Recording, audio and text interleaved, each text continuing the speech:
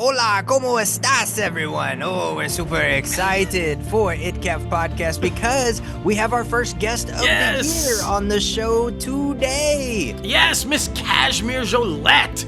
If you don't know the name, you will, because she's jumping into an iconic horror franchise, y'all, and she's going to talk all about that. What is it? You're going to have to listen. You're going to have to listen to the interview. It's a good one. But yeah, it's exciting to have a guest back, isn't it? Oh, most definitely. And I mean, she was such a humble, kind soul, so we're super excited about that to dust off the rustiness that we had from not having any guests for a while. So yeah, we're super pumped about that. We're super pumped to just have a great conversation with someone who is pretty established in the entertainment industry, doing her thing, man. Oh, man. But that is later on in the show. Now, let's get a little crazy. What's up, everybody? Welcome back. Did y'all see that? What? Let's just throw Scream 6 in there for like, it was good. Movie. It was really good. The best of the franchise, in my opinion, since the first one. Yeah. What's up, guys? Welcome back to ITCAF Podcast, episode 318, and y'all know your host with the most, myself, J. Logan Austin, aka J-Lo Fantastic, and then, of course, Dustin M. Bergman, aka The Mao. What's up? Man, this is exciting, right? So exciting. We cannot contain ourselves. It was Oscar nomination week, so of course we'll be giving you the latest and greatest nominations coming out of the 98th Academy Awards. I believe that's what it is. Absolutely wild, man. But before we dive into all of those nominations, be sure to leave a rating on this podcast. Comment below and tell us what you actually think about this show. Because if you didn't know, leaving a rating, a like, subscribe, comment, share, anything like that, it helps this show get seen by more people who enjoy entertainment news, but especially those who are trying to break into the entertainment industry. Us here at Crazy Ant Media are all about lending the helping hand for up-and-comers, no matter what they're trying to do in the entertainment industry. So that's why you gotta like, share, comment, do all the things, man. Even share it with your grandma that you only see on holiday weekends. So please be sure to do that. And then, of course, be sure to visit our website, www.crazyantmedia.com, where we have multiple projects in various stages of development, because we are filmmakers, and we got one in post-production, we got one in pre-production, and we have so many in development, man. We're super excited about that. But then, of course, you can get some merchandise from us as well. That's why you got to follow us as well at ITCAFpodcast or Crazy Ant Media, because there's promo dates for that all the time. Sale. Man, we don't want you to pay full price. So that's why you got to stay up to date with all those promos. That's for sure. But Oscar nominations, super freaking excited about it, because we've seen a lot of these, which is great, because normally we do pretty good. We follow the festival circuit pretty well, and we're like, okay, that's probably going to be it. But I must say, we really had our ear to the ground this year, and we've seen a lot of these, right? Yeah, absolutely. I think really out of all the major nominees for Best Picture, only two I didn't see. And which is normally we're scouring trying to find the ones that, weren't released in theaters anywhere in our area, or they were only foreign, or like whatever. But yeah, it was a nice surprise. It's like, oh, okay, seen it. So, and what does that say? We're going to talk about that too, because that says a little something about maybe a shift in the Academy about what they're nominating. And because typically you have to go searching for nominations. So, it's going to be fun, man. It's going to be fun to dive into that. Yeah, super excited about it. And you guys know how we do. We're going to give you all the nominations, and then we're going to break down what we think. The likes, the snubs, the trendy, all the things. We got some stuff we're kind of worried about this upcoming year as well. So, we'll dive into that. But let us give you the nominations. Starting with Best Picture, we have Begonia, F1, Frankenstein, Hamnet, Marty Supreme, One Battle After Another, The Secret Agent, Sentimental Value, Sinners, and Train Dreams. Yes, those are 10 great films. So, man, Best Director. You would think some of these 5 would be part of those 10 films, and you're correct. You've got Chloe Zhao from Hamnet, Josh Safdie from Marty Supreme, Paul Thomas Anderson from One Battle After Another, Joaquin Trier for Sentimental Value, and the man, the myth, the legend, Ryan Coogler for Sinners. Yes, most definitely. And then Best Actor in a Leading Role, we have Timothy Chalamet for Marty Supreme, Leonardo DiCaprio for One Battle After Another, Ethan Hawke for Blue Moon, Michael B. Jordan for Sinners, and then Wagner Moura for The Secret Agent. Yes, of course. Best Actor, we have Best Actress in a Leading Role. We've got Jessie Buckley from Hamnet, Rose Byrne, If I Had Legs, I'd Kick You, Kate Hudson, I called it for Song Sung Blue, Renate Reinsve, I'm butchering your name, I'm so sorry, Renate, but Sentimental Value, and then, of course, Oscar mainstay lately, Emma Stone for Bugonia. It's true, man. It's true. Will it be another win for her? We'll see. We'll see. Well, then we have Best Supporting Actor. Benicio del Toro for One Battle After Another. Jacob Elordi for Frankenstein. Delroy Lindo for Sinners. Stellan Skarsgård for Sentimental Value. And then we have Sean Penn for One Battle After Another. Ooh, that's a tough category. Best Supporting Actress. We have Tiana Taylor for One Battle After Another. Amy Madigan, that scary-ass woman from Weapons. Elle Fanning from Sentimental Value. Wumni Mosaku for Sinners. And Inga Istabadat. Wow, okay, I got all the bad names this time. Inga Istabader Lilias from Sentimental Value. I love it. It's normally me. But we're getting there, okay? We're not even halfway through. Best Original Screenplay, we have It Was Just an Accident, Jafar Panahi, Marty Supreme, Josh Safdie, and Ronald Bronstein. Blue Moon, Robert Kaplow.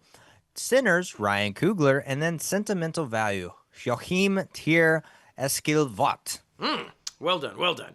Best Adapted Screenplay is next. You've got Bugonia from Will Tracy, Frankenstein from Guillermo del Toro, One Battle After Another, Paul Thomas Anderson, Train Dreams from Clint Bentley and Greg Kruder, and Hamnet from Chloe Zhao and Maggie O'Farrell. Yes, and then on to a new category that they added this year, which is Best Casting. The nominees are Nina Gold for Hamnet, Jennifer Venditti for Marty Supreme, Cassandra Kariskis, there it is, for One Battle After Another, Yes. Gabrielle Dominguez for The Secret Agent, and then Francine Meisler for Sinners. Yes, yes, yes. And then, of course, Best Animated Feature Film. We've got Arco, Elio, K-Pop Demon Hunters, Little Amelie, or The Character of Rain, and Zootopia 2. Yes, could definitely see it. Definitely see it. Now on to Best International Feature Film. The nominees are The Secret Agent from Brazil. It's from Brazil. It's not in the title. Yes, no. It Was Just an Accident from France. Sentimental Value from Norway. Sirat from Spain. And then The Voice of Hein Rajib from Tunisia. Yeah, Tunisia, yeah. It's so weird, Tunisia, to see a film from Tunisia get in there. Yeah, That's I didn't crazy. even know it was a country. Not even gonna lie. It's not Tasmania. Don't confuse it it's not a Tunisian devil. It's the Tasmanian devil, right? Okay, all right. Best documentary film. Always good ones. The Alabama Solution. Come See Me in the Good Light. Cutting Through Rocks. Mr. Nobody Against Putin. And The Perfect Neighbor. Always good. Documentary features and documentary short films are always some sleepers that are phenomenal watches. But speaking of Best Documentary Short Film, the nominees are All the Empty Rooms, Armed Only with a Camera, The Life and Death of Brent Renaud. And then we have Children No More, Where Were and Are Gone. Yep. The Devil is Busy, and then Perfectly Estrangedness. Yeah. Some interesting titles in that group, I gotta For say. Best live action short film for one day, which we hopefully will be in this category.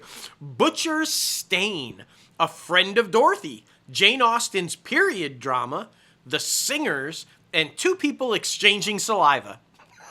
Okay, we're really reaching this year. We're really reaching. You know. Now we have Best Animated Short Film, Butterfly, Forever Green, A Girl Who Cried Pearls, Retirement Plan, and The Three Sisters. Yes, moving over to the music because everybody loves the music. We're going to start with Best Original Score. We've got Bugonia, Frankenstein, Hamnet, One Battle After Another, and Sinners. Most definitely, most definitely. Now moving on to the Best Original Song, the nominees are Dear Me from Diane Warren, Relentless. Golden from K-Pop Demon Hunters, of course. I Lied to You from Sinners. Sweet Dreams of Joy from Viva Verde. Train Dreams from Train Dreams. Yes. Best Sound. This one makes sense totally on all these. F1, Frankenstein, One Battle After Another, Sinners, and Sarat. Yes, most definitely. Now heading over to Best Production Design, the nominees are Frankenstein, Hamnet, Marty Supreme, One Battle After Another, and Sinners. Yes. Best Cinematography. We love this category because we love some good cinematography. You've got Sinners, One Battle After Another, Train Dreams, Frankenstein, and Marty Supreme.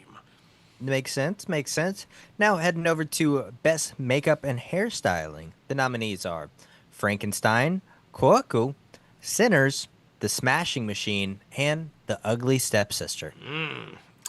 Best Costume Design following right along. You've got Avatar, Fire and Ash, Frankenstein, Hamnet, Marty Supreme, and Sinners. Yes, most definitely. Now heading over to Best Film Editing, we have F1, Marty Supreme, One Battle After Another, Sentimental Value, and Sinners. Yes, and we're going to finish it off, ladies and gentlemen, with the best visual effects. We've got Avatar, Fire and Ash, F1, Jurassic World Rebirth, The Lost Bus, and of course, the one you've been hearing, Sinners. Yeah, have you noticed a trend, guys? You might have heard one film in there a lot of times, and that's because it set the record for now the most nominated film in Oscars history, and that is Sinners with 16 nominations. Just unheard of. 16. Broke the record. It used to be 14, held by All About Eve and a couple of other films. 14 was thought never to be beat. I mean, there's only 24 categories, guys. It got 16 of them, which is just crazy, right? It really is, yeah. I mean, you know, everybody at Warner Brothers, especially the co-presidents of Warner Brothers Pictures, Pam Abney and Mike DeLuca, I believe his name is. They were about to get fired this year, and look at them. They got freaking history made, and, you know, David Zaslav is just trying to take all the glory. All of it. Which is crazy because he was the one who was super mad about another Oscar-nominated film that came out this year, which was One Battle After Another. Super mad about how the production budget kept going over. You're paying so much money for this film, but hey, you're not mad now because you're in all those Oscar parties. You're getting all the glory from all these award shows. You're sitting front row center at the Golden Globes. Like, come on now. And weapons, because they got Amy Madigan. If you're keeping count, guys, between the three, 30 nominations for Warner Brothers. Not even close to anybody else. They, by a landslide, got the most nominations this year. And yeah, Zaslav is trying to take all the credit when it's Michael and Pam. Congratulations, Michael and Pam, for doing what you do and recognizing films, because it's not easy to always pick a hit. Weapons and Sinners came out of nowhere. They took big risks on those two movies and both performed. And then, of course, One Battle After Another, you hope with that cast is going to perform, right? And yeah, Sinners just boom, who knew, right? Like 16 nominations. I'm so happy for like Ryan Coogler and Michael B. and everybody involved in that film. But this is my worry. Let's talk about this for a little bit.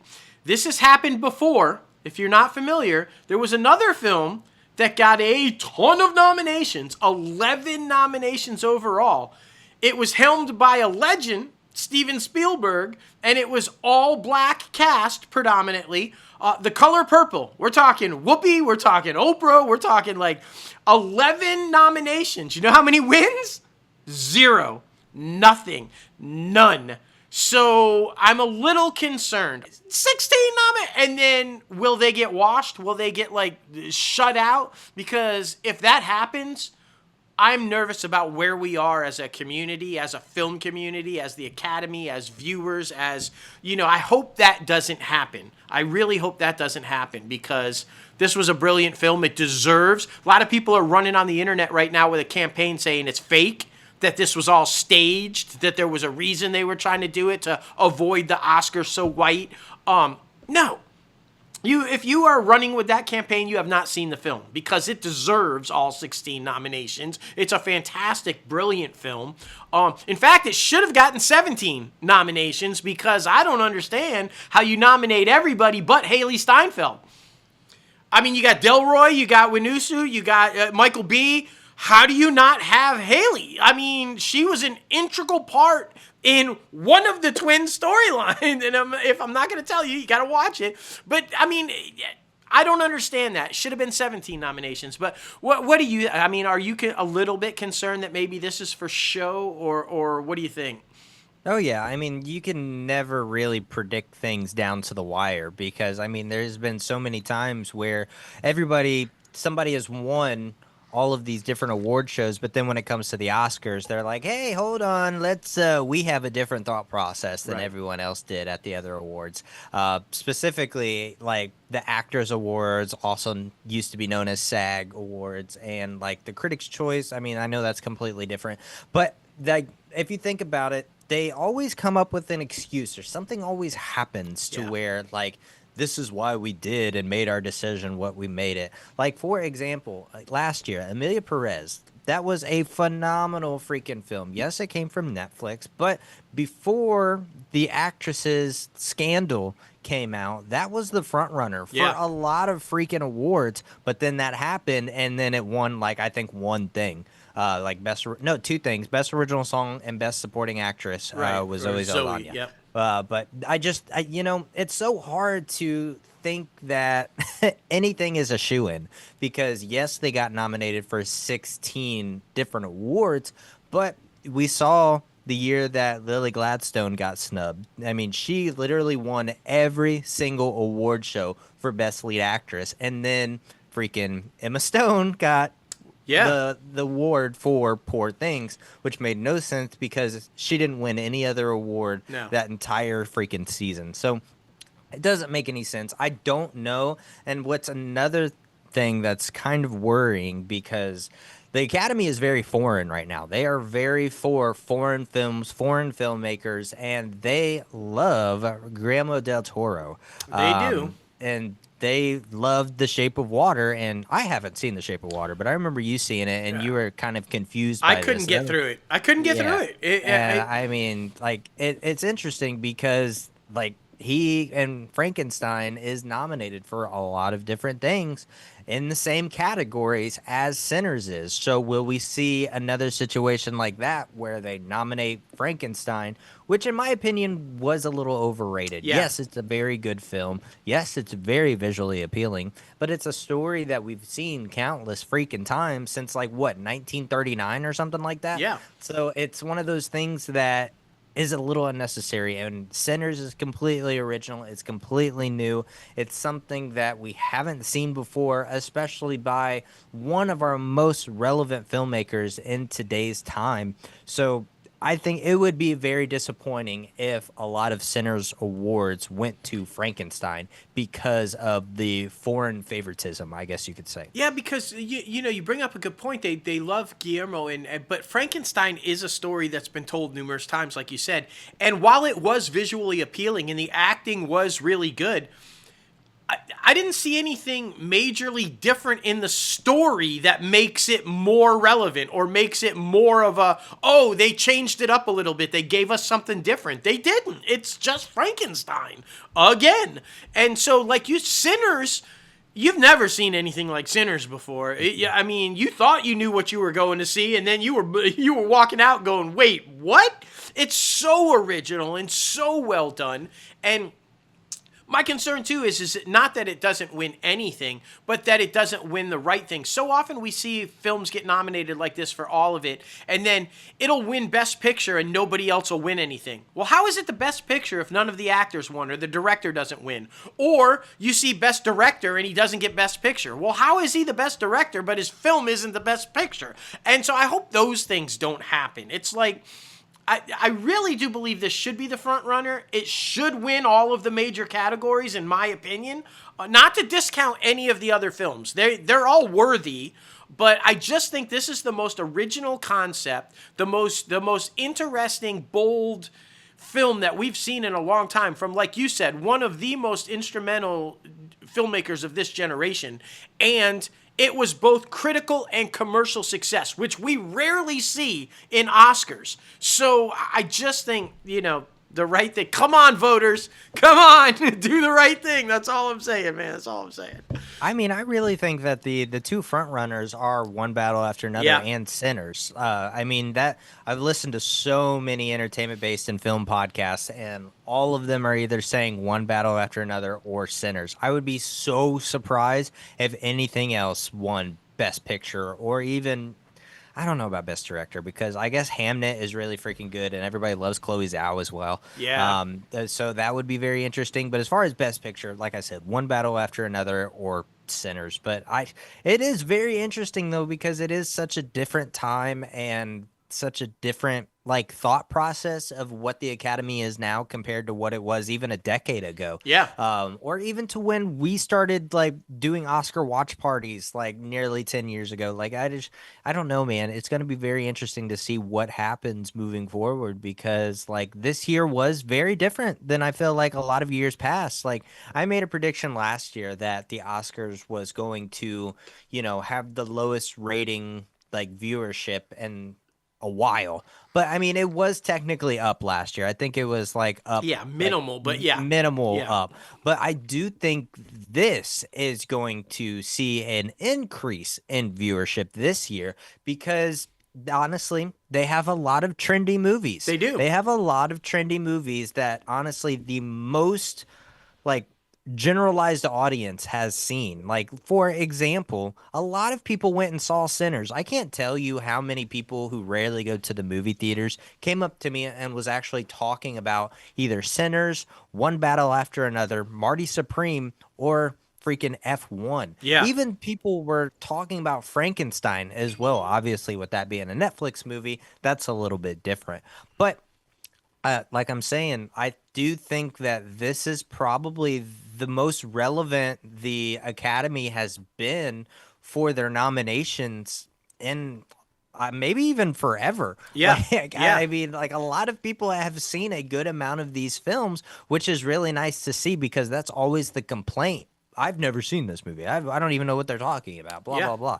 But I think they did a really good job this year being a little bit mainstream, but also still pretty artsy storytelling. Yeah, and it's the first time it's been that way since the golden age of Hollywood. And the only reason it was that way in the golden age of Hollywood is because you didn't have multiplexes. You had one screen and movies only played in theaters, and the only movies studios put out were big movies with big stars. So of course the Oscars were that. But as it progressed and we got the summer blockbusters and the multiplexes and 100 screens, and it did become rare. The Academy did shift away from those type movies for whatever reason. And it's good to see, though. It's good to see that they've gone, at least this year, back to nominating movies that people have actually seen.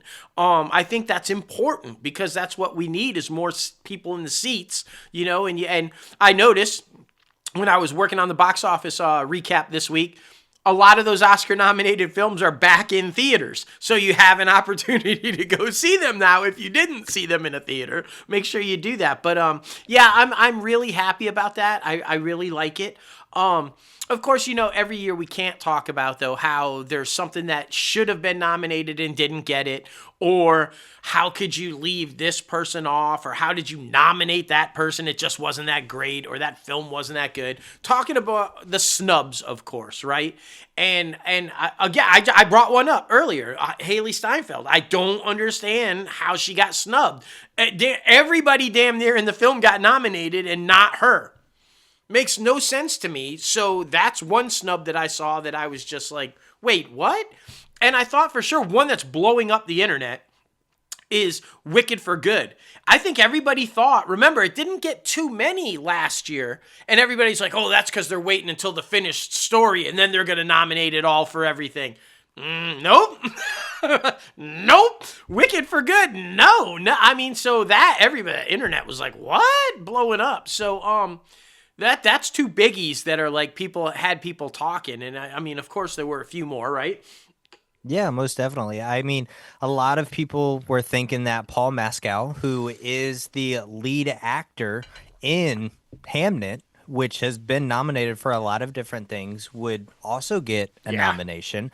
They were thinking that he was going to be Best Supporting Actor because I guess it's more, female driven. I don't know. I haven't seen it yet.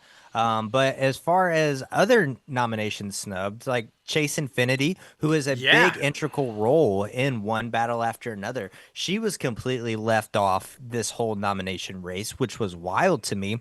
Honestly, not surprised by The Rock. I am surprised by Emily Blunt in The Smashing Machine because The Rock, I like the film. I know you didn't like the film. I didn't dislike it. I just didn't think it was Oscar-worthy. I don't know, man. You called me and you were like, what the did I just watch? So it's fine. It's okay.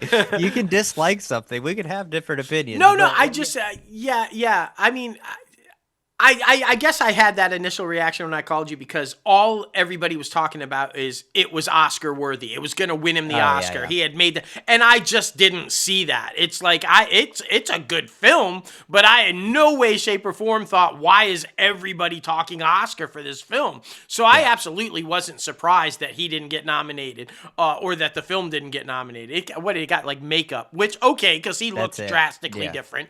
But I know what you were going to say, and I agree 100% about who you're about to say.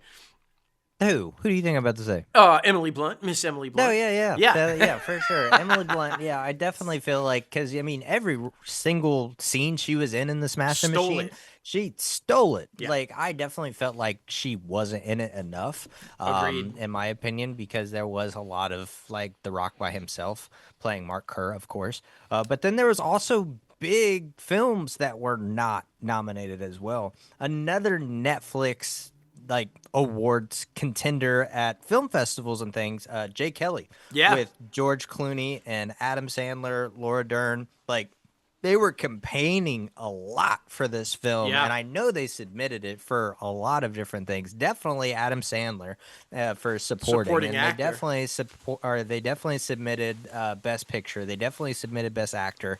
So I'm very surprised by that, honestly, because that was a 5 out of 5 film for me. I really enjoyed that film, and it's about the entertainment industry. So I was really surprised by that. Exactly, it's basically an autobiography of George Clooney, in my opinion. Right, but I agree with you, and it's clear they were hoping for Oscar nominations because they released it theatrically. The only time Netflix ever releases anything theatrically is when they want it to be nominated for an Oscar, like they did Frankenstein. Yes, it was minimal. It was only in a few cities that qualify and only for a few days to get the nomination, but it was clear that they were hoping for that with Jay Kelly, and I think that was a big surprise for everybody, especially since Clooney is so beloved. I mean, and he is kind of less and less on screen, so I figure it's a perfect time for the Academy to go, hey, let's reward him. Let's give him the lifetime achievement or recognize him for all of his work. And then zilch. I just went back and looked. Wicked, the first one, got 10 nominations. Yeah, which was crazy compared to it getting nothing this year. But again, nobody really was talking about that film after it came out. So I mean, that's kind of where we're at with that. They also mentioned After the Hunt, which I guess was very trendy. Also, a lot of film festival circuits was talking about that one. Yes. The Long Walk. We thought that one was also going to be nominated. nominated. For sure. You went and saw this one, so you felt like it was definitely going to be in the running. I'm sure it got submitted, but yeah, did not get taken there.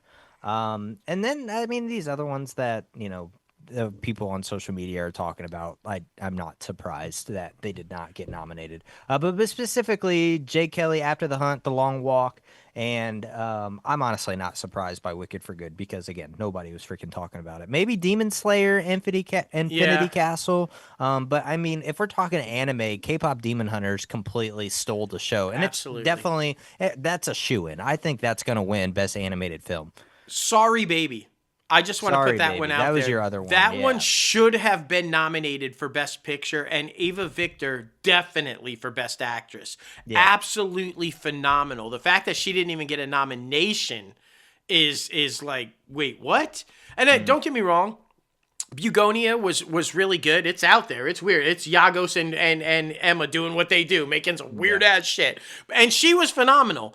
But in my opinion, I think Ava's performance in Sorry Baby better and more worthy than Emma's in Bugonia. I think she should have been on the list for Best Actress, and I'm kind of disappointed she didn't get there. If you guys haven't seen it, watch it, and you'll recognize her. If you're a Billions fan, you'll recognize Ava. That's where she kind of like really hit at first when people knew who she was. But just brilliant actress, and I was kind of upset. But I was thrilled. Made me feel a little bit better when I made the call and it happened with Kate Hudson. Yeah, so happy. Sure. And I'm telling you, I feel like I'm not going to guarantee it because I'm not that confident, but I'm feeling like Kate could pull off a Marissa Tomei this year and surprise everybody when you're thinking it's going to be Emma Stone or somebody from One Battle After Another or somebody from I think you're going to see Kate Hudson surprise people and go, guess what? Here I am, Best Supporting Actress. And well-deserved. And it's one of those rare things like, I don't know how you nominate her without Hugh, but she deserves it. And I know a lot of people are saying, why? Trust me, if you haven't seen the film, watch it and you'll go, oh, that's why. Because, yeah.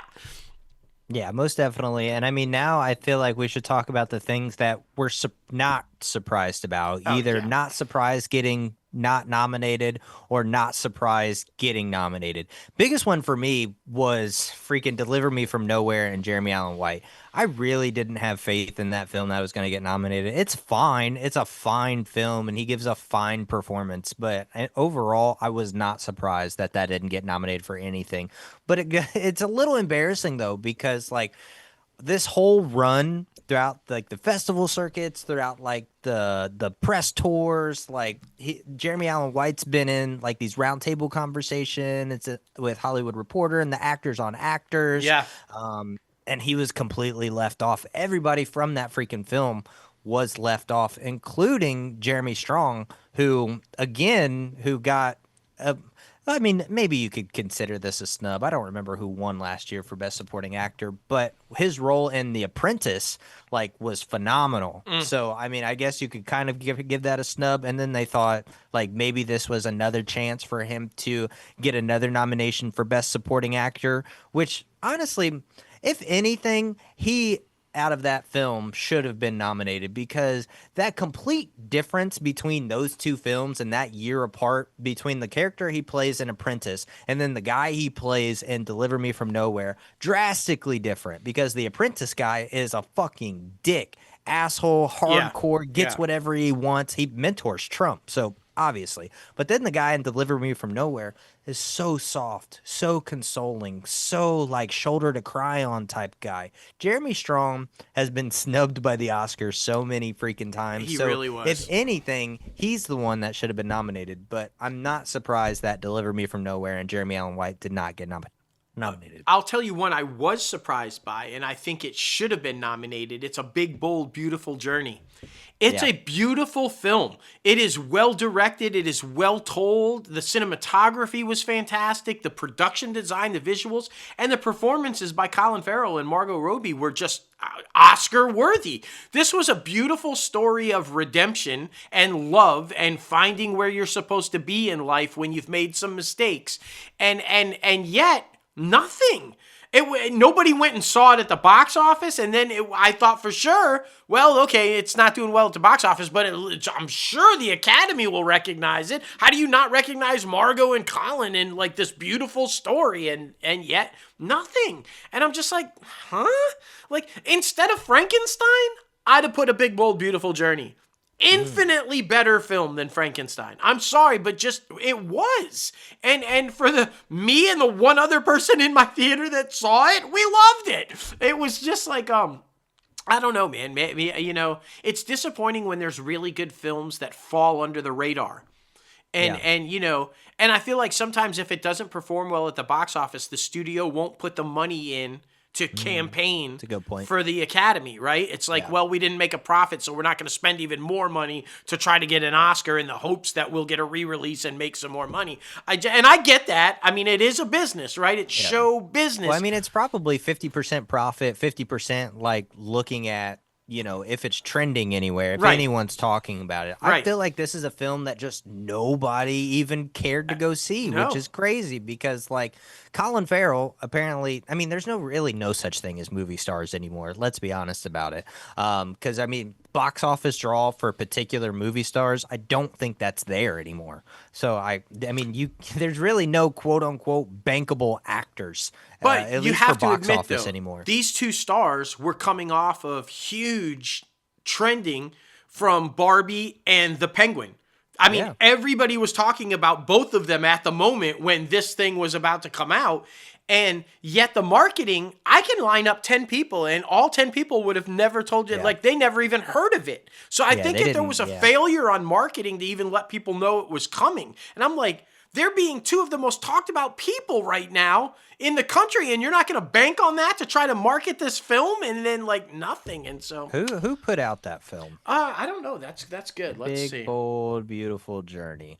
I got it pulled up right here. Columbia. So Sony. Yeah, Sony. Like, So epic fail, man. Yeah, Epic fail. What the fuck? And Sony has money to market, y'all. They have money to market. So, I just feel like an epic fail with that because it's a great film. Yeah, budget, it was $45 million, and overall gross was $22.3 million. So, that's rough. Yeah. It's just, so, but I it's mean, a great film. Overall, it says awards given this year. Guild of Music Supervisors Award, whatever that is. I'm sure, it matters to those people. And then the Directors Guild of Canada. Yeah. Hey, they liked it. But yeah. I mean, there is certain films like that I feel like, hey, we already spent the money on, but we don't have faith in it, and they just want to get it out there. And I think this fell victim to that, which is very unfortunate. Yeah, because it doesn't make any sense why they just didn't push this thing more because of, like you said, the trendiness of Barbie and then freaking the Penguin. Like, why would you not push that more? Don't know. Yeah.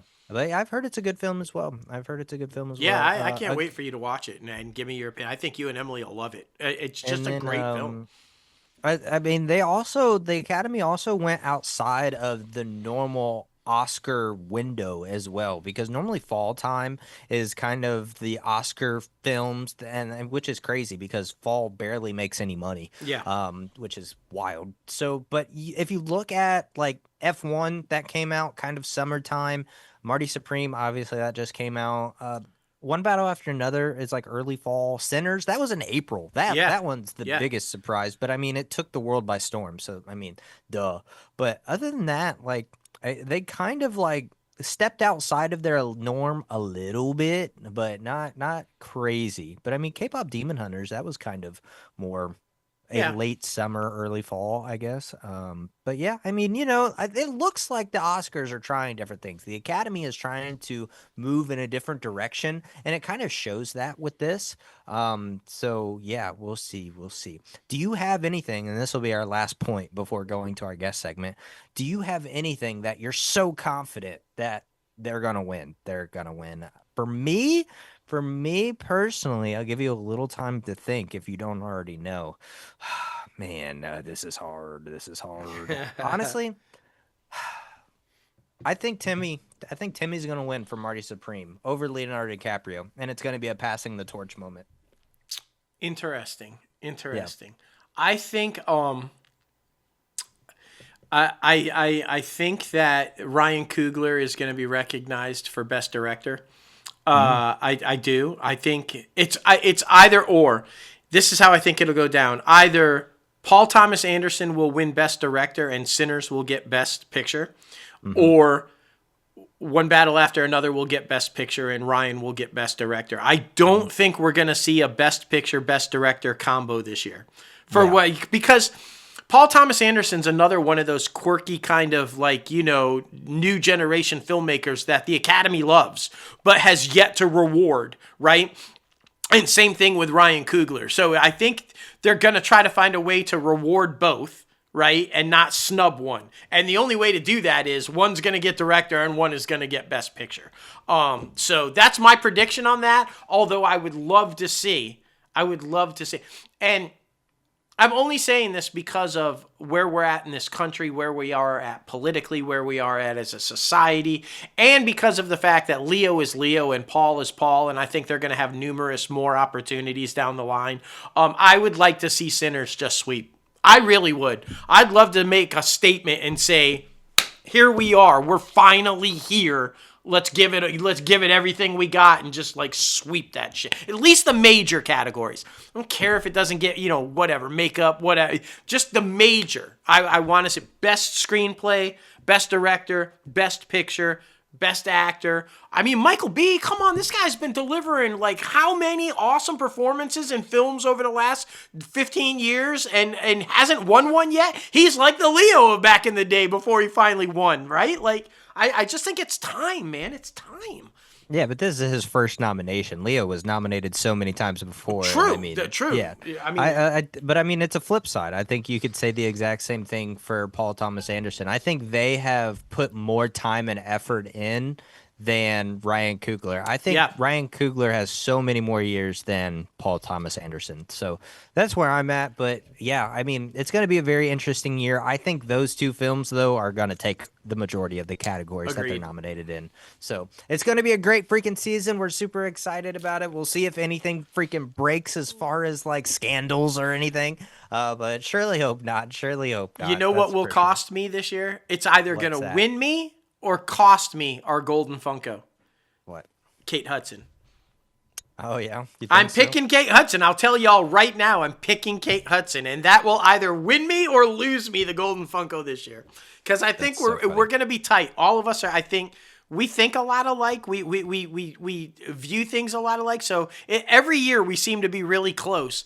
But I think Kate Hudson is my the roll the die and see kind of a thing. So just everybody listening, mark it down, write it down. If I win this year, it's Kate Hudson. For sure, man, for sure. Well, now it is time for our guest segment. We're super excited. We have the one and only Casimere Jollette coming on the show today to talk about her upcoming horror film in 2026 and how she gets to work with some legends for an iconic franchise. She also tells us about her history in the ballet and where she came from. And of course, some amazing popcorn questions, maybe even a new popcorn question gets asked in this segment. So super excited about it. So much great stuff in this interview. You guys are going to love it. For sure, for sure. Well, here she is. Casimere Jollette, welcome inside the Crazy Ant Farm. How are you? I'm good. I'm here in New York. Yes. In my apartment. It's cold out. How are you? Yes, it's cold here too. In the 20s. So it's cold. I'm North Carolina. Not so cold for you down there though, Logan, right? On the Gulf Coast? I'm in Biloxi, Mississippi. Well, Ocean Springs, Mississippi. It's about an hour outside of New Orleans. So I am living the dream right now. I am not cold at all. Enjoying this beautiful weather. So, but yes, we're super excited to talk to you today, though. You are our first guest of 2026. Yes. And man, you come from a line of overachievers. We were doing our research on you, and your whole family is overachievers, it seems like. A line of overachievers. I love that. I have to tell my mom that because I know that's where it stems from. That's who you're probably talking about. Yeah. And it's interesting because we're always curious about how people get started. This industry is not easy to get into, and it's not easy to stay in, and it's not. So we're always curious if, is that something right away you knew you wanted to do? Oh man, this is my dream. I got to get into it. But doing the research, like Logan said, it wasn't for you, right? You're like, nah, I'm a Awesome. dancer. I'm a dancer. I want to be and so acting. How did we get there? So let's start there. Talk about how you got started in the industry, how you make the transition from dancing. Because, I mean, you were like awesome dancer, award-winning dancer and ballet. And you do, how do you make that transition? Talk about a little bit about the ballet and then talk about how you made that transition. Well, it's never everything that always happens in your life. Like it's so crazy how it just comes about. It's kind of like you have a goal, but then that goal gets like flushed and pushed somewhere else without you even like realizing. That's kind of happened with me. So I knew I wanted to be a dancer. From the moment I was 12 years old, so funny. I was like, I'm not going to college at 18, 17, 18. I'm going to be on a ballet company. And Nice. I was like, I'm not going to school. I was homeschooled. I did online schooling all throughout high school because I just of my extensive dance and ballet training and traveling and competing. And plus in high school, that's when I started acting. So I was just traveling to LA a lot along with my dancing, and I was like, okay, no school. Let's get to work. Let's do it. But I never actually thought about acting. My brother actually growing up, he's a musician. Okay. Uh, but he's the one that actually my mom was throwing him in acting classes and improv classes in Chicago, and I was never wanted to do that. I was very shy. I didn't want to be in front of the camera. I did some modeling, but like a lot of it was modeling and dancing, and I liked that stuff. That was fun. But yeah, I was just a dancer. That's all I wanted to do. And then my manager, still to this day, Lisa Morgan in Chicago, shout out MBM Studios. Yes. Uh, she was living in LA with her son, Trevor Morgan. He's a wonderful actor, producer, very close family friend of mine still to this day. They were living in LA and he was working, but she decided to move back home to Chicago and Yep. wanted to open up an acting studio management company because she's just really great in the industry. She's been within it so long, in it so long with her son, and is a phenomenal coach and just person and business and everything. So she was looking for a studio to rent. And she happened coming across my mom, who at that point had a little independent studio where a lot of people would rent from if they needed extra space for dancing, etc., rehearsals. And she got in touch with my mom and started renting my mom's space. Oh. Yeah, and I remember my mom being like, "Oh, this woman from LA, acting coach, she's starting a business. She's gonna do like acting management. Like, would you be interested?" I'm like, "No, like I don't want anything to do with it." She ended up having a casting call, like her first casting call my mom helped her with, and they had dancers and talents and singers and Broadway people all from Chicago like come and audition and meet her. And technically, I guess you could say I was her first client, even though I didn't want to do it. And Yeah. she, I love that. I truly was like, okay, fine, I'll give this a shot, but you're not taking me. Like, I'm a dancer. Sorry, gotta go to dance class. Like, Yes. Yes. and actually, one of my first auditions with her, I was about like 13 or 14. She was like, "This is perfect. I just got an audition for like, it was ABC Bunheads with Amy Sherman Palladino." Yeah. Yes. Yeah. So there was an audition for one of the students at that school, and I was like, "Okay, fine. Maybe I'll audition. Pop me there."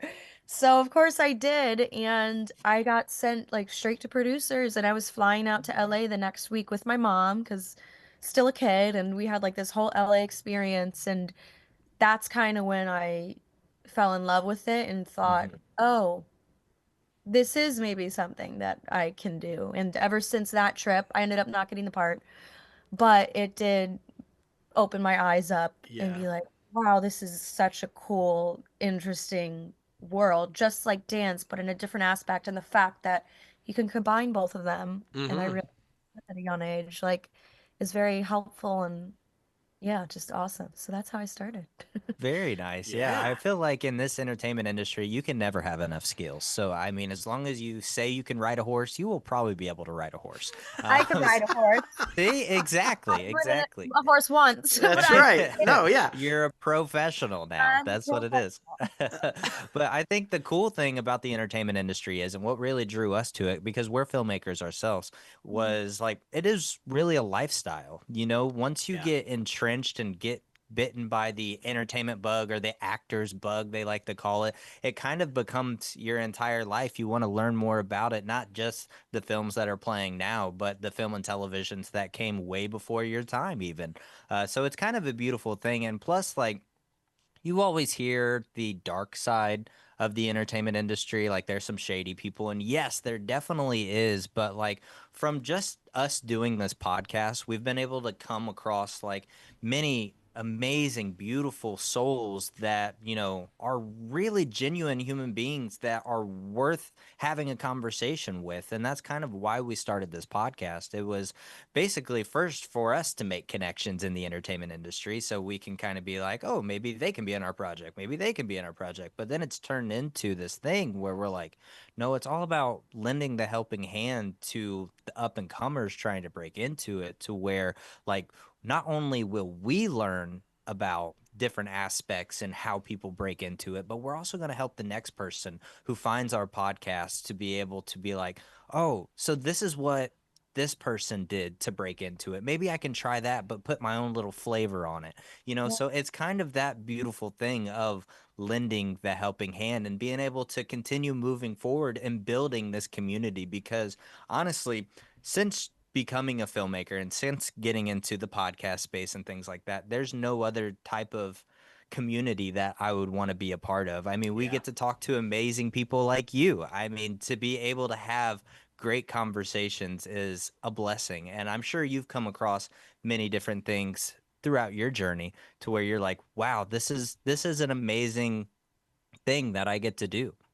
Yeah, you learn so much, and it really is just a big community is so important, It and especially is. in this entertainment world, it is very important to have that community and share stories because ultimately all we are doing is storytelling, but in different ways. Yes. That's absolutely right. Yeah. Yeah, getting to like come together and share our stories in different ways than we would on the screen or in the script or writing is it's all very important. You get to experience such amazing things that this life has to offer because of this particular profession. And I think that's the beauty of it. And I'm sure you can tell we're a glass half full type of people. It doesn't matter if we spend 18 hours on a set. We're just happy to be there and be communicating and telling a story that will hopefully spark conversations later down the line with different people who view the film or the project. So I think that's very fun. But we are very excited because we are going to be talking about Return of the Living Dead. That's coming out in 2026. And man, oh man, I'm super excited because we are writers ourselves as filmmakers. And me personally, Dustin's written a little bit of horror, but I have never experienced or written any type of horror in that aspect. And then plus, I'm hearing down the line that you were able to play with some practical effects in a world that's full of CGI and computer animation, to be able to go back and have the practical effects and the practical makeup. I think that's so special. So, how'd you get started with this particular project? Was it kind of like a standard, you know, reached out to your agent, you auditioned, sides, all that good stuff? Yeah, it was Steve Walsh, the director. He's such a good time. He's phenomenal. He reached out to my team actually and was interested in having me for this role, Mm, which was very cool. Like you get that a few times, but it's never really a project that I'm, overly excited for. But me, right. I am a horror fan. I love 80s horror. So as Yes. soon as Return of the Living Dead, I knew, and I was like, wait, what? Say what? So it got me really excited, and obviously I was like, oh my God, I would love to do this. So then I did a little tape, sent it over, and they loved it. And the next week I was being flown out to LA to get my face molded. And Nice. Tony Gardner, the iconic Tony Gardner, he's Oh my gosh, he's done everything. I went to his studio and he had Chuckies all around, Chucky dolls that he's made for like everything. And he worked with all the Jackass people and did all Bad Hmm. Grandpa. So he has like, and he did the original, obviously, Return of the Living Dead Right. on that as well, which is very cool that like they were able to get him back for this one. And he's so happy and passionate. And yeah, so I sat in a chair for 4 hours and got a mold of my face because they have to do something crazy to me, which I can't tell, but something in the scene that I'm in is crazy stuff happens. That just means Absolutely. That everybody they will have to watch it. I don't Yes. tell. Yeah. So and like Logan said, I love the fact that they're going that route with makeup and practical effects because we Oh, have kind of abandoned it so much, and there's only I feel like a handful of filmmakers out there that are still like I want to shoot on film and I want to use models and practical effects. I'm gonna build the bomb. I don't want to do And so anytime you get an opportunity to be on a set like that, such a learning experience about how they used to do it, and hopefully sometimes still do. So that's incredible. It is a process though, like you said, and it doesn't always go right sometimes. I produced a horror film one time and just nothing was going right. We couldn't find the prop knife. We had to use a real knife. Whoa, no, you never want to use a real knife. Then the blood wouldn't spurt the way it was supposed to spurt because it wasn't going in properly. So I'm like, well, we couldn't get it. And I'm like, okay, well, we need a stand-in. So I volunteered to stand in, and they're going to use this real knife. The actor's going to use this real knife and try to come down on the chest. And I've got a baking sheet underneath the prosthetic, and she's like coming down, and I'm like, it's fine. If anybody's gonna get hurt, it should be me, not. And it was just so insane, but the scene ended up being phenomenal. It was fantastic. But you look back at things like that and the stories that you walk away from horror films, because there's always something on a horror film, and I'm like, that was a real knife she was hurling down at my cookie sheet chest. I was like, are you kidding me right now? So, yeah, I love that you get to be involved with that. And I also love that you said you love 80s horror films because I feel like that was like, yeah, come on. Who doesn't love a good slasher or zombie film from the 80s? It's fantastic. yeah, yeah, like it's always the memes, good memes on horror. Yes. I've always wanted to get like prosthetics put on me, and yeah, I've had like little prosthetics on different projects that I've worked on, but never to where I have to be sitting in a chair and you can't move or can't speak That's because right. we're literally molding a cast like on your body and then have to saw it off. Yo, yeah, so full one with the straws up the nose to breathe and like full Yeah, on. yeah, full on. And Yeah. Tony, he's incredible. He sent me a mold, like my face mold, to my house, so I have it like What? hanging on That's my. awesome. It's so funny. Yes. But yeah, getting back to like the practical effects of this were just so cool. Oh, thank you. Here. Oh, Oh, look at nice. that. That's That is epic. awesome. Yeah, not many It's people so can put fun. a mold of their face up somewhere. That's incredible. Right. That's awesome. So funny. I'm like, this is scary. But so wild. Yeah, he just had like literally every famous person that you could think of that he's molded their face. He has an extra copy of their face, and in his office, he has a whole wall of heads. It's just so It's- hilarious and terrifying. and terrifying, exactly. Yeah, It's it's kind of terrifying, creepy, but awesome. but I loved it. But yeah, getting back to like the practical effects of the movie, like Tony Gardner and his team and Steve Walsh, they're just so committed to the act of no, we're only using practical effects. Like a Mm, lot of movies who have practical effects, sometimes they get a second shot where they're let's get a clean slate so that we can, put some VFX in it right, afterward. right. He was so against that. Anytime somebody would be like, "Well, should we get a clean slate?" He's like, "No, we're not doing it. It's all real. Everything was real from because it takes place during Christmas Hmm. of 1985. So it's during like the holidays. There's Christmas lights, Christmas music. It's snowing.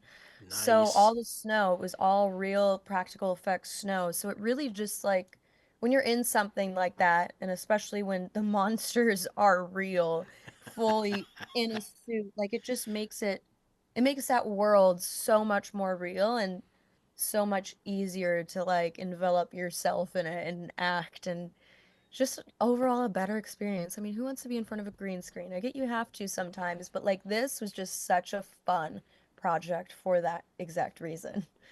That's freaking fantastic. Yeah, Steve seems like the type of person who's really committed to having a genuine, organic, fun set that you can, walk away with a great film and also some great memories. What was it like working with him? He was awesome. Like he was so much fun. He just like as you could tell, he obviously took everything very seriously and wanted it to be Hmm. perfect and this is going to be just like the 80s one in the sense that we're doing this all like with our hands. This Yeah. is none of this is going to be the aftermath. Like all of it what you're seeing is what it's going to be. Hmm. And he also took like the liberty of inside like my family's home. I have like a daughter and a husband who is played by Devon Sawa, and inside the home everything is decorated to a T. And he took it upon himself to go on eBay and go to vintage places and buy Nice. Coke cans from 1985, Wow. like everything. There was like a workout bicycle, like stuff that were only made in that year. He had the entire like set design was incredible, and you couldn't even like it's not like we were having a scene in the house. Like it was just quick, quick, quick.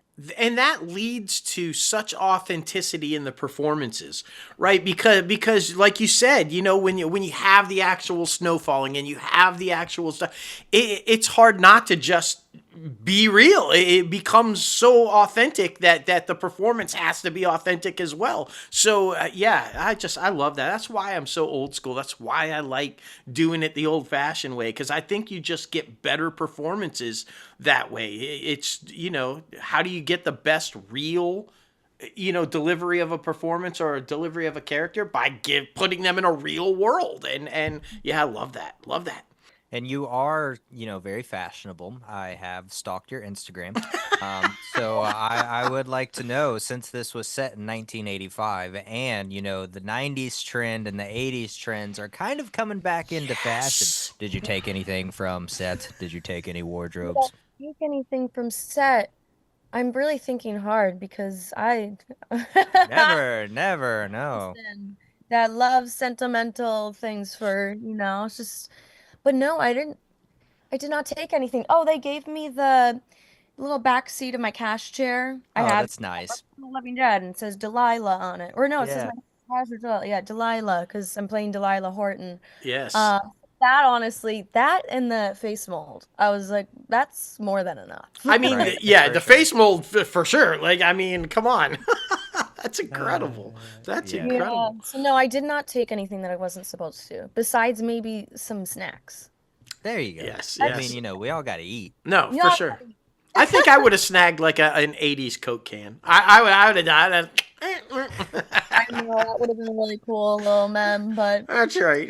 Steve, I didn't take your Coke.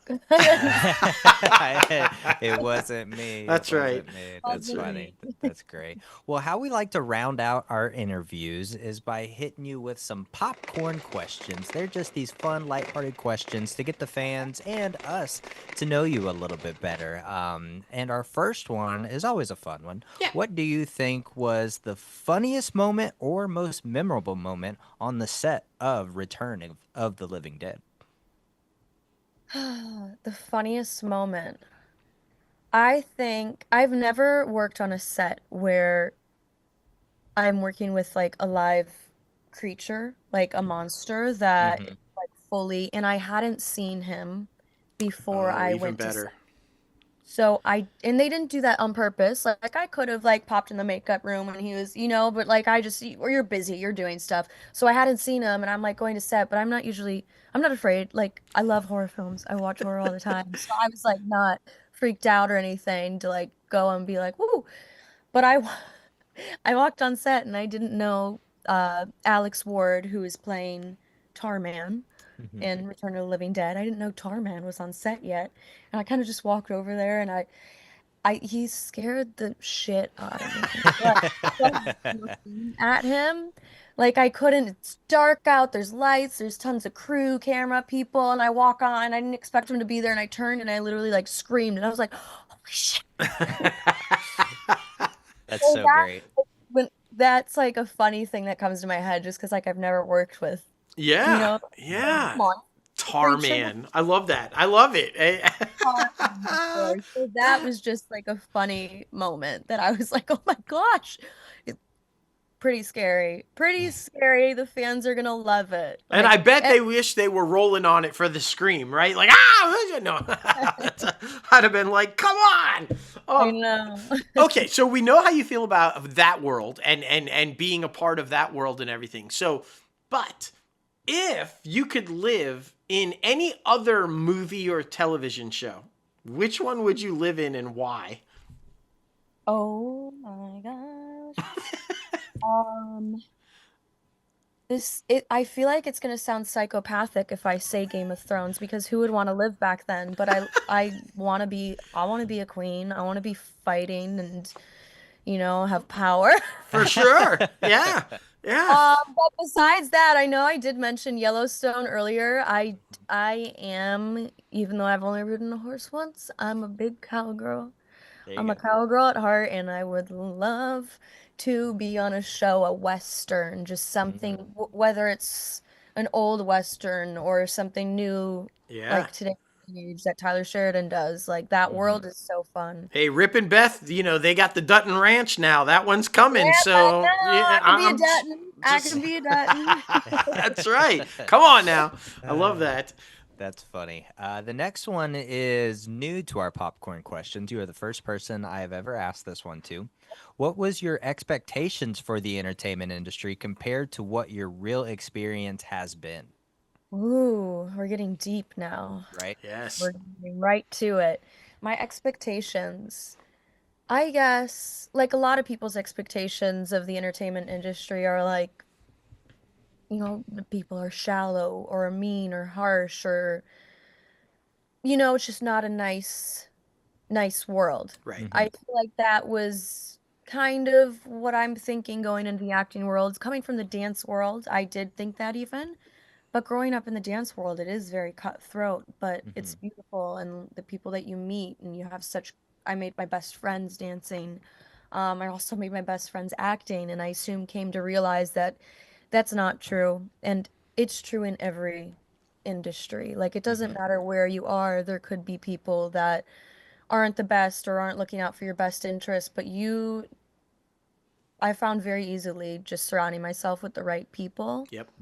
and right projects and just having the right mindset, it's never like that. So it's again all about community and like I found that the community in the entertainment world is incredible and the people are amazing and so passionate and talented and it really just inspires you to do better and be better and yeah, keep inspiring others.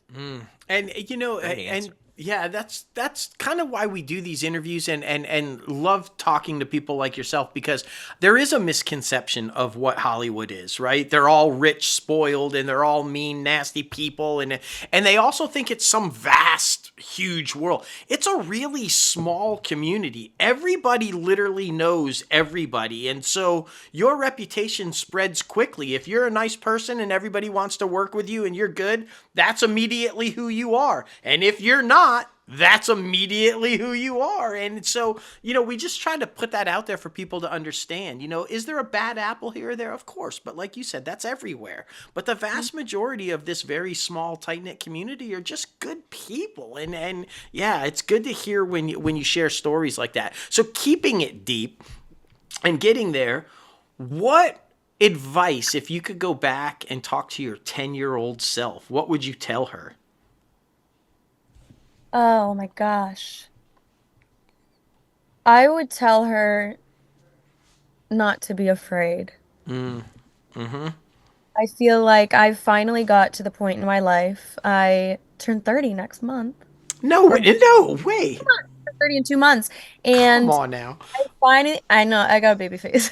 I finally gotten to the point in my life where like I'm not green anymore in the aspect like they say that in the acting world, but I'm not green in just life. Like Yeah. I know who I am now for the first time in my whole life in the past few years. I know who I am. I know what I project. I know who I want to be, and I know that just it's scary as a teenager and growing up and not knowing what to do and having to figure out living on your own. And my whole time I lived in LA, it's just a very, very confusing and it can be scary world. So I would just tell myself not to be afraid and just really believe in yourself because in the end you'll be fine. And now I finally know that. Love that. Love that. But Yeah. yeah. I saw a video the other day that was talking about late teenagers, early 20-year-olds who are entering into adulthood, and this is the first time that not everything is planned out for them, and that can bring a Yeah. lot of anxiety. And how your parents would basically plan your entire lives with some leeway. Obviously, the older and older you get, but now like they're very hands off, and it's all you, so that does bring a lot of anxiety. So yeah, I'm right there with you. I'm turning 30 this year as well. So we're gonna get through this. I'm gonna have a funeral for my 20s, for my birthday. I know. Love that. I love that.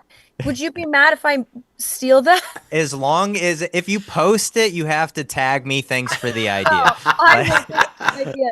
I have a friend that just had a funeral when I was working on another show in Toronto not too long ago, and she had a funeral for her apartment that she was moving out see, of. it's a Yeah. thing now. It's a thing. And I loved it. She was like, we're all black. We all had to show up Yes.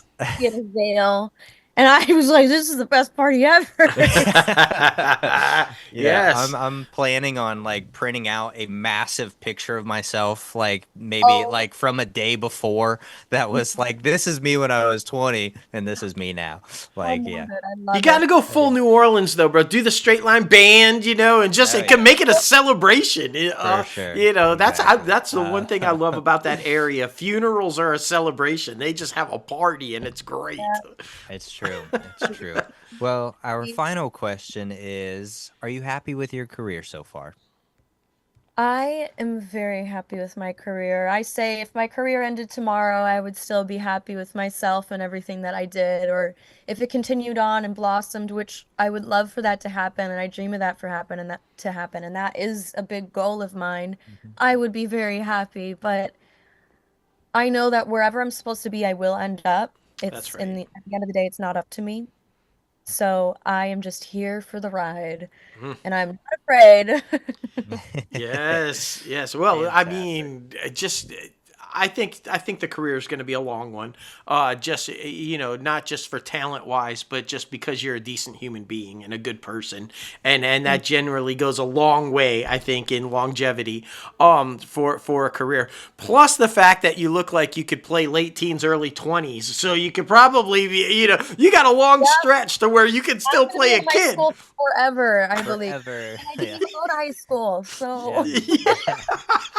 I love that. I love that. I always That's used to be so mad watching like I loved High School Musical, and I mhm. remember I was what like in junior high maybe when High School Musical came out, and Yeah. I was acting at the time, and I was pissed because I was like, hey, I should be playing them, but I looked like I was like 3.5 Right. at the point.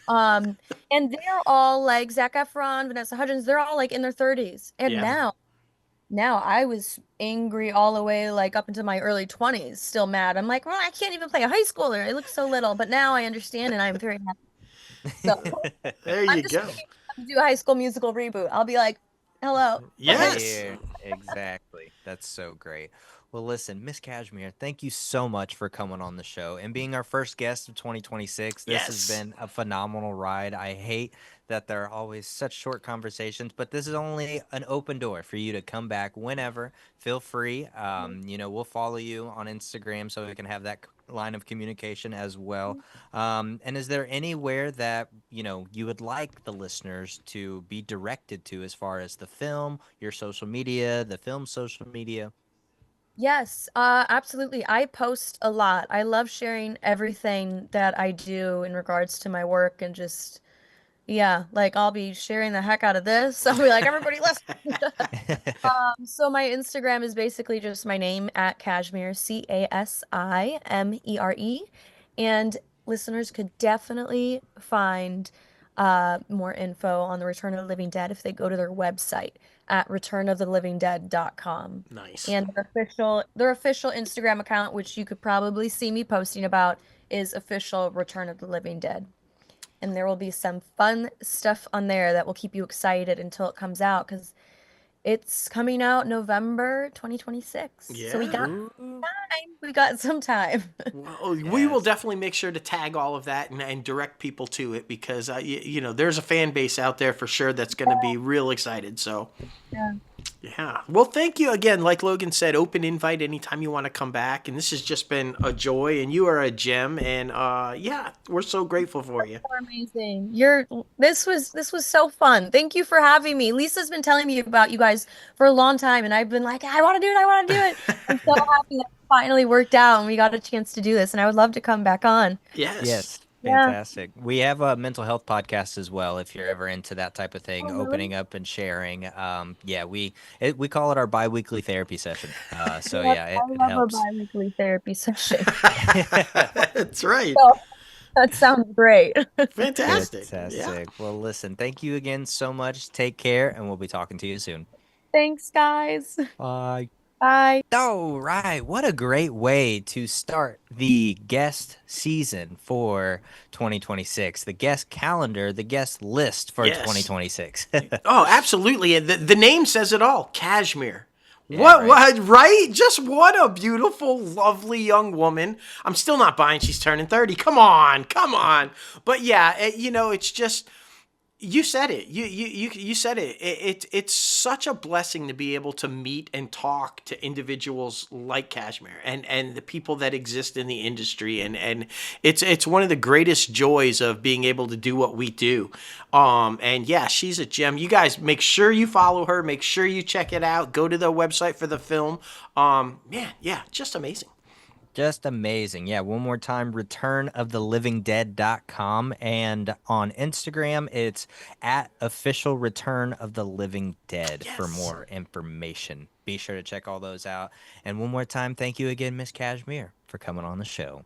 All right, now it's time for the top 5 segment. And keeping with the trend of the Oscar conversation, this week we'll be talking about the top 5 biggest Oscar snubs ever. And boy, oh boy, it was a lot. And some surprises that you would not even think about. Doing my research, I was like, what the hell is going on? I'm sure you were the same way. Oh, yeah. But I knew that this list was an easy one for me because I have long been saying these things on my list. And like, I don't you and I talk about this all the time. How does such and such get, but such and such doesn't? Or how does it get Best Picture, but not Best Director? So this was a no-brainer for me because I had a pile of them in my pocket going, oh yeah, okay, let's go. Let's talk about it. Because, it just makes no sense sometimes. Number 5 for me goes to the one and only, the amazing Lily Gladstone. And she was nominated for Best Actress in a Motion Picture for Killers of a Flower Moon. Martin Scorsese directed, of course, Robert De Niro, Leonardo DiCaprio, so many. This was 2 years ago, I believe. And she won every single award show that she was nominated for, up until the Academy Awards, where Emma Stone won for Poor Things, which was completely out of the blue. I think everybody was shocked by that. I think everybody thought that was a shoe-in. My number 5 is a mind-blowing one. It makes absolutely no sense to me whatsoever. My number 5 is Robin Wright from Forrest Gump. Jenny! Okay, this thing won 6 Academy Awards, okay? It was nominated for a lot more than that. It won Best Picture, Best Director, Best Actor. Gary Sinise was nominated for Best Supporting Actor. There were several more people nominated, but Robin Wright didn't even get nominated. How does that happen? How does he win Best Actor without Robin Wright winning Best Supporting Actress for Jenny? I just don't get that. It wasn't, yeah, guys, just not a snub of didn't win, a snub of didn't even get nodded. Like, Well, my number 4 is very surprising to me because this was a lot like Lily Gladstone's situation, but there was a passing away. It was Chadwick Boseman. This was 3 or 4 years ago when he was nominated for Best Actor. Or was it Best Supporting Actor? It was Best Actor, I believe. And it was nominated for Ma Rainey's Black Bottom, which was crazy because this was already after he had passed away from cancer. Yeah. And he was winning all of the award shows. His family was accepting the awards on his behalf. And we had seen something like this 18 years ago, which was crazy that it's been that long, with the Heath Ledger campaign for The Dark Knight. And he ended up winning Best Supporting Actor for that particular role as the Joker. And we assumed that this was going to be the exact same scenario. Chadwick Boseman was going to win Best Supporting Actor or Best Actor, and he didn't. It was Anthony Hopkins for The Two Popes. Yeah. And you know how crazy this was? Anthony Hopkins didn't even show up wasn't to even the there. Oscars Wasn't even because there. everybody just assumed that Chadwick Boseman was going to win. It was such a crazy situation. My number 4, it falls into the whole thing that I always talk about how you can't have one without the other. I'm talking about Joaquin Phoenix for Walk the Line. Okay, now he was nominated for lead actor, did not win. However, Reese Witherspoon won for playing June Carter Cash. And was just like everywhere. She was winning the award for Best Lead Actress everywhere. I mean, his complete and total transformation into Johnny Cash, even doing all the singing, the voice, the mannerisms, the way it was a complete metamorphosis into the Man in Black Johnny Cash. Yeah, it's one of those mind-boggling things to me where I just don't get it. There's so often you see this where films are based on these couples or these dynamics between these two characters, and one will get it and one will not, and the whole story doesn't work without the other. And this is one of those. Joaquin Phoenix not winning for Walk the Line. Anyway, my number 3 goes to Adam Sandler for Uncut Gems. This man didn't even get nominated in 2019. Joaquin Phoenix did win that year for The Joker, which I guess makes sense. But that was the year for Once Upon a Time in Hollywood and a couple of different things as well. I believe Dude from 1917, I think that was that year as well. But yeah, Adam Sandler's performance in Uncut Gems was completely revolutionary to what was coming out of Hollywood at that time. I believe it was one of the Safdie brothers that directed that as well. So yeah, it was very unfortunate that didn't even get nominated because Adam Sandler is such a great dramatic actor. He always gets criticized for his goofy ass fucking comedy films that come out, but then at the same time he can flip that side of the coin and he's really freaking great. So yeah, to not even get nominated is a shame, that's for sure. So yeah, number 3 for me, Adam Sandler for Uncut Gems. There you go, great pick, and totally agree. My number 3, I was really upset by, because I will stand by this as a filmmaker, as a cinephile, as just anybody who's a fan of watching movies and the Oscars and stuff. I don't and will never understand how a film wins Best Picture and you don't reward the director as a winner also. Ben Affleck for Argo. It literally won Best Picture. It won Best Adapted Screenplay. So they're saying everything about this story is like the best it can be, and yet the guy who tells it didn't win. But this, by far, is his best performance as a director, and should have won the Oscar for Best Director. How it didn't happen, I do not know. If you've never seen Argo, yourself, okay? And yes, that's a line in the film. Watch it, you'll understand. It's just a brilliant film. I don't understand. Yeah, it is very crazy. Yeah, very freaking crazy. Phenomenal film. If y'all have not seen Argo, so freaking good. Political thriller, I guess you could say. He wasn't even nominated. Yeah. How do you not even nominate the director for the Best Picture? What? Yeah. That's insane. Number 2 for me goes to the legendary Stanley Kubrick, which is crazy because I did the research, like I said, doing this for this top 5, and the only award that any of his projects has ever gotten was Best Visual Effects. And I'm assuming that was for 2001: A Space Odyssey. I'm Yeah, I assuming. would I don't assume. know. But like, what? The only award, Full Metal Jacket, A Clockwork Orange, 2001: Space Odyssey, Barry Lyndon, freaking The Shining, so many freaking others that this man created and put his stamp on. He is considered one of the best directors, if not the best director of all time, and he's never won like Best Directing or Best Picture. How does that make any sense? It doesn't. It absolutely Like, doesn't. He is literally a generational director, a guy that helped define cinema. And like, yeah, good pick, man. Good pick. My number two, if you're my age, you get it. Okay. My number two is Donald Sutherland. Yes, Kiefer's daddy. Ordinary People. Didn't win for Ordinary People. Okay, this film was phenomenal.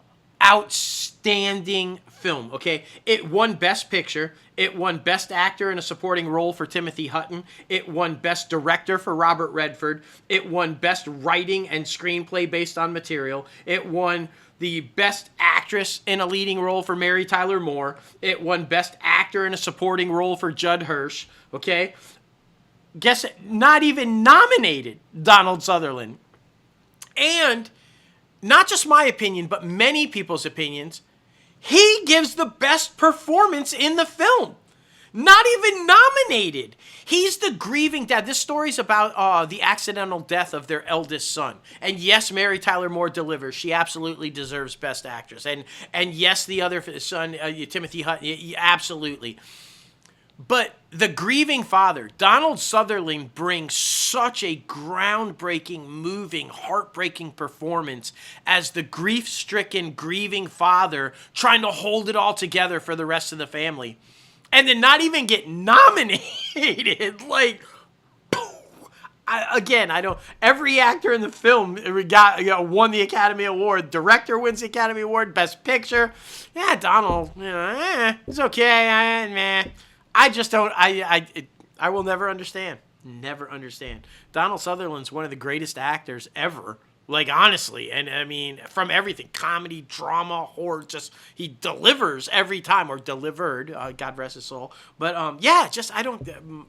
Baffling to me. Baffling to me. Donald Sutherland, Ordinary People, not even nominated. it is crazy, man. It really is, yeah, because truly a legend, truly a legend. Well, number one for both of us, and, I've only seen one of his films, so, yeah, I mean, you'll have to talk about this more than I will, but freaking Alfred Hitchcock, the man, the legendary filmmaker, Alfred Hitchcock, has never won an Academy Award. How does that make any freaking sense? Never. Nominated a ton of times. His films were nominated a ton of times, but never won. This is one of the most instrumental, influential, groundbreaking filmmakers of any generation over the last 100 years, I would say. I would argue. He's up there with Orson Welles. He's up there with the legendary directors. He helped shape cinema. I mean, if you're talking about a suspense thriller, a horror, a psychological drama, the genre doesn't exist without him. And the groundbreaking stuff that he did, he wasn't scared. He's like, I mean, come on, you just look at Psycho alone. You're talking that shower scene. How many times has that been emulated or repeated in other movies, or a variation of, right? He was just brilliant. And the idea that that never recognized is so in case you don't know, his films that were nominated for Best Picture: Rebecca, Lifeboat, Spellbound, and these two will blow your mind: Rear Window and Psycho. What? How do they get nominated for Best Picture and he doesn't get Best Director? I mean, Psycho and Rear Window are two of the ultimate classic films of a lifetime. The Academy has these, like, I don't know, man. I don't know. You explain it to me. I don't know. It's just crazy to me. It doesn't make any sense. That's for sure. It's kind of sad, but and there's nothing you can do about it now. There's nothing you can do about it. No, I mean, no. you can give him like one of those Tom Cruise Oscars, just, Oh yeah, honorary honorary, passed, just. but it's crap. Yeah, for sure. But we want to know, what is your opinion on the biggest Oscar snub in history, or a couple? Please let us know down in the comment section below. At us on X, Threads, all the good places. We love the fan Yes. interaction, so it's always a good time. Always a good time. Well, now we're heading over to the box office recap, where Avatar Fire and Ash is still leading the box office with $14.5 million from last weekend. Yep. 28 years later, The Bone Temple came in at number 2 with $13.5 million, which sucks because that was the first weekend, I believe, which is crazy because that film, that was like a spin-off, really, of like the main storyline that they're trying to go. Yeah. So, whatever. Number 3 was Zootopia 2 with $9.2 million, still rocking and rolling with that total. Yep. The Housemaid with $8.6 million, and Marty Supreme with $5.5 million, continuing to make history for A24. Yes. New movies coming out this weekend. Really nothing much. I'm not even gonna lie. Chris to you. Pratt, Mercy. That's like the big one. Like, Yeah, but I mean, Chris Pratt's not even a draw anymore, I feel like. So I'm just saying.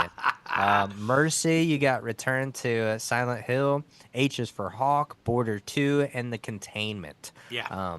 So see those if you want. Yeah. Movies you can still go see right now, all the ones I listed above. And then, of course, Greenland 2, Primate, Sung Sung Blue, Is This Thing On?, the SpongeBob SquarePants movie, and, of course, a couple of different ones in select cinemas near you. Do yourselves a favor. Go see Song Sung Blue and Is This Thing On? Do it. You will be so happy that you did. I promise you. Go see those movies. Do it. Now heading over to the IMDb Pros Top Trending segment, where the top trending movie is The Rip on Netflix, starring Ben Affleck and Matt Damon. Yes. Here it's pretty decent, so gotta check that out. It's pretty good, wish, yeah. Yeah, I wish they would have done like the theatrical release for that one.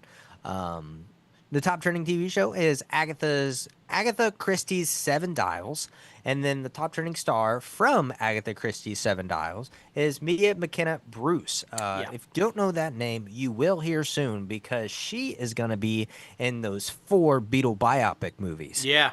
So stay tuned for that. You're going to be seeing a lot more of her in the next couple years. That is for sure.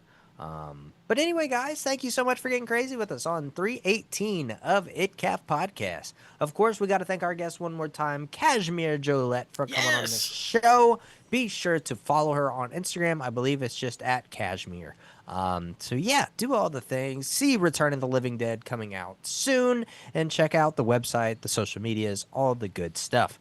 And then, of course, you can check out us and our social medias as well. Our company page is at Crazy Ant Media. The podcast pages are at ITCAFpodcast and at Everything's OKP, our mental health podcast. We had a new episode come out this past week. Yes. So check that one out. Fear of repeating last year. So be sure to do that. And then, of course, you can follow us both personally on social media. Myself, I'm at J Logan Austin, and at Crazy Ant CEO. That's right, man. That's right. And you guys know you can subscribe to this podcast anywhere you listen to your podcasts. We're on Apple Podcasts, Spotify, Google Play Music, iHeartRadio, Podbean, Stitcher, and so much more. And then, of course, be sure to watch the video on YouTube as well. And once you do that, be sure to leave a like, a subscribe, and a comment down below. Let us know what you actually think about the show. And then, of course, be sure to visit our website, www.crazyantmedia.com, where you can find a little bit more information about us personally as creatives, our projects that we're working on, and then, of course, everything that we have going on here at Crazy Ant Media. And then if you want some merch, be sure to check out our merchandise as well. There's some new merch in our shop right here, right now, so be sure to check it out. But man, oh man, we love award season. That is for sure. It's nice, though, because sometimes we try to watch every single freaking movie that gets nominated for the Oscars. But it's nice because I'm not overwhelmed this year trying to cram it all in because we did really well watching them when they were in the festival circuit. So we got a nice list checked off the box. So we don't have to watch as many this year as we have in the past. No, yeah, it's just going to be a few of the, really a few of the short films, you know, and a couple of the documentaries. For the most part, everything else, yeah. Yeah, there's four 4 films in Best Picture, I know off the top of my head, but a lot of them are available on streaming, so that's gonna be easy. No But I problem. still want to try to find some in the theaters, so that'll be fun. But yeah, man, I'm super excited. It was a great year for filmmaking last year, and super excited for the Oscars. Yeah, I think we will see an uptick this year. They're bringing Conan back. Conan was great last year, and Conan fits with now that they've kind of made that sway to more trendy, more, popular type movies. I think Conan he works for that, so I think it's going to be really good.